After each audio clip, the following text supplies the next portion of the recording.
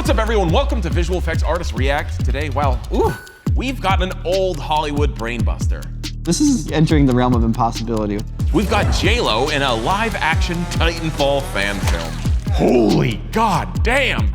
We've got some insane hidden VFX from John Wick. Most, if not all of the stunts are real. And we've got a spooky clip hand-picked for Wren. Not only do we have a special clip for Wren, but we have a special guest that you will not want to miss. He died, though. Yes, it's the first guest that has died on this show.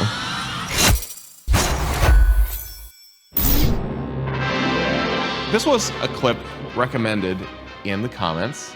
It's called A Stolen Life. It's a movie from the 40s. It's got some super solid clone work, and I would love to show it to you guys and get your thoughts. All right. Because if it's classic clone work, you lock off your camera and you film an actor in one area of the shot, and then you film it again with that actor in a different area of the shot. And then later, you lay one shot over the other and find a clever place to hide the scene. Having fun these days? Light gig? Wow. Wait, are these just twins? Are these just twins? They're are you tricking us? Twins. No, it's one actress. One actress. Okay, that makes me happy. Oh, it's different. Why don't you go to Hyannis? Her hand on the chair. See, right below her fingertips there's a little line. Yeah. So we're looking at like the chair from her take up there and the chair from the bottom her in a different take. Your gang's all there. Not trying to get rid of me, are you? Her hand on her hand. Wait. Wow. I think they have a stand-in actress. She puts her hand down, coordinated with a double. And then they time the hand going back with the stand-in. Isn't that great, though? Who's what? Pat, you have a one-track mind. All right, don't tell me if you don't want to. Wait, the cigarette smoke? The smoke that she's exhaling, it's rising past the outline of the chair, which shouldn't be possible because that's where we thought the matte line between the two shots was. Oh my god, it does go above it. I don't have a solution. I'm so shocked to see that one specific smoke tendril rise up. No, this is entering the realm of impossibility with that cigarette smoke. No, but you can see the matte line. I can see the matte line when she's walking. But you still see her shadow moving in the background. What if she's turning into a double? Did she just turn into a... No, it's still her, it's still her. No, but look, I saw a fade though. Pat, you have a one-track mind. I saw the fade. I saw the fade that you're talking about. She starts fading out right as she starts walking. For like maybe 2 frames, they're kind of transparent right before she goes behind the chair. The whole left 2/3 of the screen is from the chair thing, and it cross-faded to that when she walked That's away. it, that's Yes, it. So only the exactly. very right side of the frame is from another take. And that shadow in the background now is the double's shadow. Oh my god, and they sit down, her shadow, They're out and of she sync. sits down, they're actually slightly different. Oh, did you see a ping pong? Go back, Oh, go back. you're right. They didn't have quite enough film, so it'll ping pong right there. Oh, yeah. That's it. We cracked it. But it's so well done. That smoke. It's like such a good magician's trick. Like once again, it's the ring saying there's no wires, right? The smoke going over the chair is like, there's no splits. And it's just like, what? There's a split a moment ago, she was behind the chair. I know. And it's like, she's handing her stuff, they're interacting. This just requires amazing choreography and timing. There's clever stuff going on here. This was one of like the big shots that stumped lots of people. So this clip was from a comment on one of our previous videos. Was it really? Thank you for recommending it because it is an absolute brain bender. Hi, my name is Wren, and I am in danger. I need your help to free me from prison. Just send 10,000 US. Oh man, these spam bots are getting out of hand.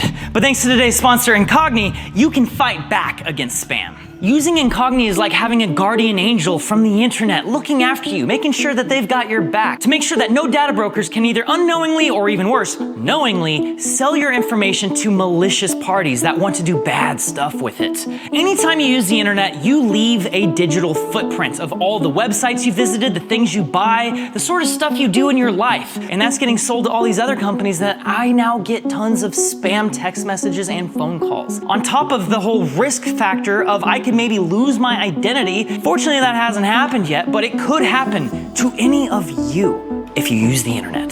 And technically, you do have the right to your private information. You can actually request to these data brokers that they delete your information. But when we're talking about hundreds of different companies doing this, you have to do that one at a time for every single company, and some of them can even maybe fight back. But that's where Incogni comes in, because they are able to automate all of this. It starts with the first stage where they actually, on your behalf, request from all these different data brokers that your personal information gets removed from the internet. But if you continue to use the internet, you're going to continue to leave a digital footprint, and Incogni will continue to try to protect you, wipe off the trail behind you as you walk. And meaning you don't have to spend any time doing all of that work. As soon as they finish their initial scraping, you'll see an immediate reduction in spam. They do not have a right to your information. You can request to take it down, but that's a whole chore. Let Incogni do that for you. Use the code CORRIDOR at the link in the description, or just go to incogni.com/corridor, and you can actually get 60% off an annual subscription. That's a huge savings.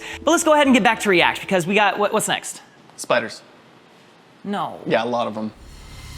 Wren, I brought something for you. Oh, A toy? No, the clip. We often judge visual effects on their realism. Does it look real? Does it not look real? But how often do we judge visual effects on how they make us feel? So what I'm about to show you, a little bit of a trigger warning. There's no gore or anything like that. Don't tell me it's a spider. But they're fake.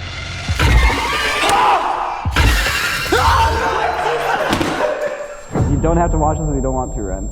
I know that.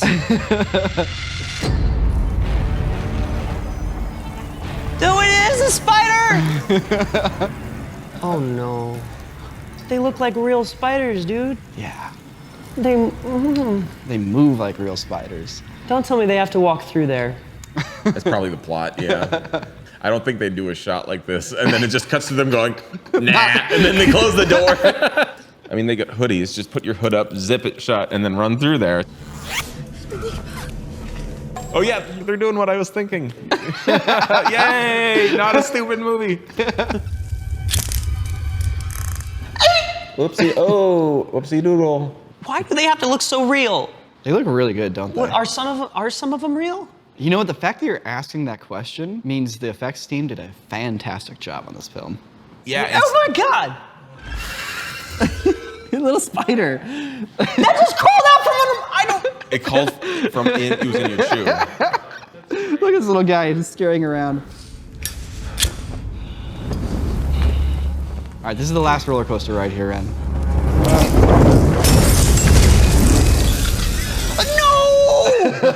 No! God, they move so good. They're animated so well. I did read an interview that the director was talking about with the spiders. They did a lot of spider studying. They actually had like 200 spiders on set. Wait, sorry. They had 200 spiders on set. Yeah. What, like just what? Like loose? Like how do they keep track of where they went? At any given point, there's 200 spiders on set. We didn't bring them. It's like, no, they're in the ground and in the roof. And like, There was up to at least 200 spiders somewhere. But one of the things is because they spent a lot of time with the bugs, they did a lot of studying of how they move. And spiders move with very independent legs, as in like each leg can kind of be doing something separate from the other leg. And so that's the thing that they really tried to bring to life, the spider legs here. And you can kind of see it, how like one leg will be doing something, another leg will be doing something. You know, it's not just like they're all part of the same program necessarily. Another thing they learned from studying the spider motion is that spiders, especially their legs, will move from a point to a point quickly. So it's not like I'm gonna go over here, it's like I'm here, and I'm gonna go boop, and my leg's right here, boop, this leg's right here.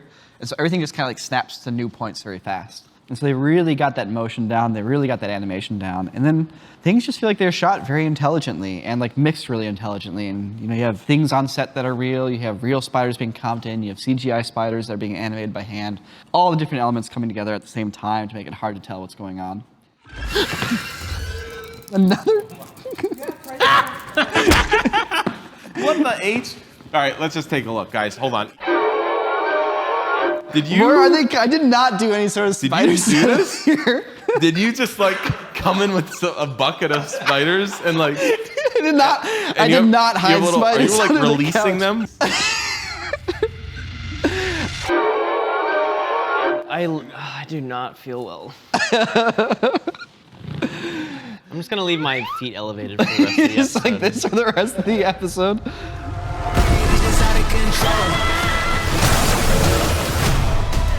Oh, this is the J-Lo movie. This is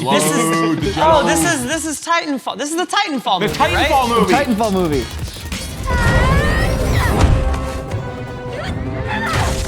Boom! Boom! Oh, damn, we got some squishies. Oh. Look, this is great. That's cool.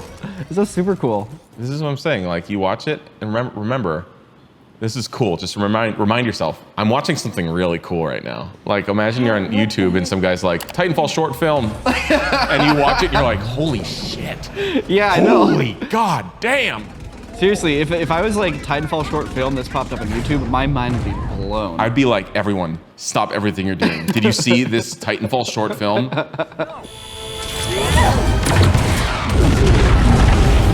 Hey, whoa, weird. That's a cool sim. That was real cool. See, I can get behind CGI explosions when they do stuff like this, where it's like, it's not intended to just be a real fireball. It's like something that actually can only exist because you're using CGI to make it. All of these shots, they're using like filmed plates of J-Lo inside of the cockpit. Yeah. It's because what they're doing, they actually built out part of the robot, at least the internal cockpit of the robot. They actually made a real practical set for her to interact with, which is a pretty smart move. And everything outside of the window, essentially, is just going to be completely replaced, from the background to the robot itself. To really do this effectively, you have to have your whole movie planned out. You have to have each shot effectively pre-animated in a previs so that you know when the explosion should be going off and from what angle and all those super important things, which right now you just kind of see it and you're like, oh, they're just flashing lights for explosions, but those are probably timed up with very specific actions on screen, with where the character's looking, where they should be positioned, not to mention having to light everything to be accurate as well. So there's a lot of planning and like scripting and I guess pre-making of the movie that has to happen for any of this stuff to even be worthwhile. When you're doing something repetitive on set, such as filming on a green screen, it can really wear you down creatively. From a directing, from an acting, from a performance standpoint, how do you bring that creativity to each moment? Judging by the reviews of this movie, I don't think that they were able to solve that puzzle. I have to admit one thing, guys. I haven't actually listened to any of the words or audio of this movie. I've seen a lot of it, and I've been happy, and I'm afraid to turn up the volume and hear what they're saying, because I feel like it might ruin it for me. Or maybe we should watch it with like Japanese dialogue. You're like, right. If you switch the language of this movie to another language, I'm sure it's way better. That's the move.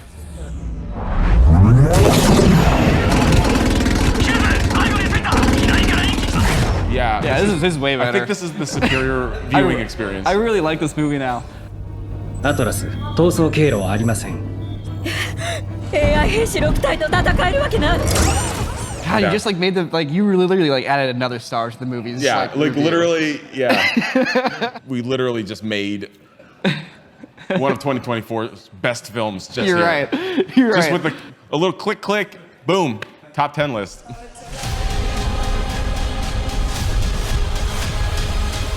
There's this epic scene from the movie John Wick 4 that takes place around the Arc de Triomphe. This is sick. It is harder to keep a car in a tight circle like that when you're drifting than you think. And while like acting and shooting a gun at the same time.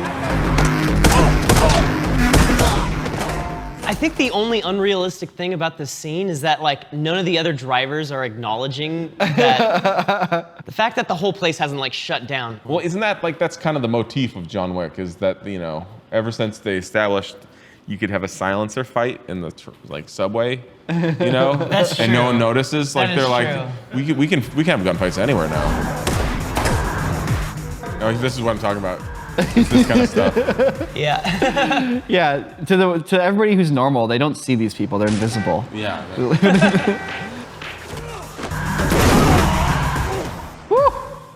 Wow. Yeah. Oh my God. I think those guys are on wires. They were.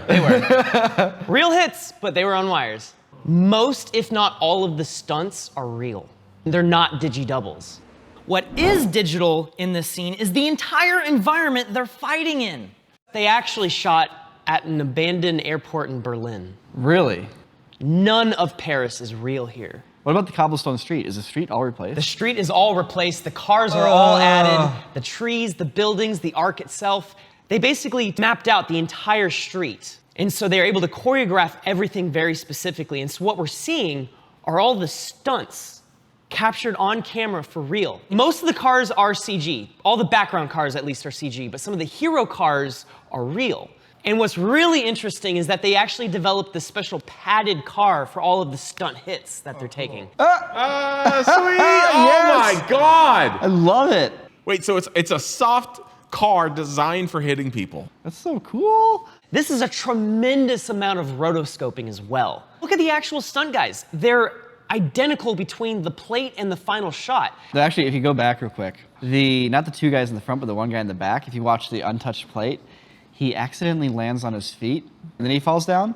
And then the final version, they snip out a little bit of him landing on his feet, so he goes down a little bit faster. Oh, you're right, yeah. They were saying they had to do some like retiming effects to kind of like make sure some of the stunts worked better. And I think that might be an example of what they were talking about. Yeah, just so he doesn't like stumble, he just goes straight down. Yeah. Totally cool. Like that's what you do. Yeah. This is like the exact opposite of what you'd normally see in a movie, where they use a real background but do CG stunts and digi-doubles and whatnot. This is an example of they wanted to make sure all of the choreography felt real. They wanted to make sure all the hits felt real by actually being real. They didn't want to replace any of these sort of actions here. It's a very interesting direction because it makes the sequence very visceral by maintaining realism in the certain areas where it matters. Also, shout out to Rodeo for making a pretty sick breakdown video. Good breakdown videos are always awesome. Well, thanks for watching, everybody. Consider subscribing. See you in the next one.